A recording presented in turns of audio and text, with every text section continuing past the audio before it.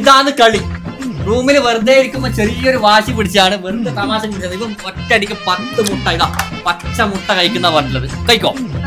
100%. അവര് നീ തൊട്ടയ്ക്കും, നമുക്ക് നോക്കാലോ എത്ര പോലെ എത്തുന്നു. എല്ലാ പരിപാടികളും തുടങ്ങാൻ ആരംഭിക്കാൻ.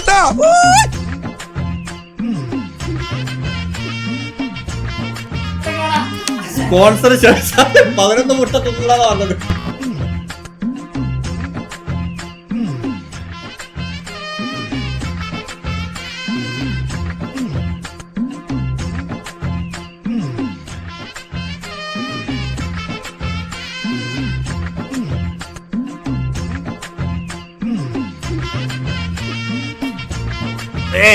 ആറ് മുട്ട.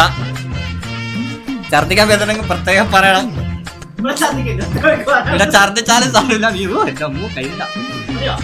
6 മുട്ട. 6 മുട്ട കഴിച്ച് മതിയാ? 6 മുട്ട. തോറ്റ ഒരു പ്രശ്നമില്ല. ഇതാ 7 മുട്ട.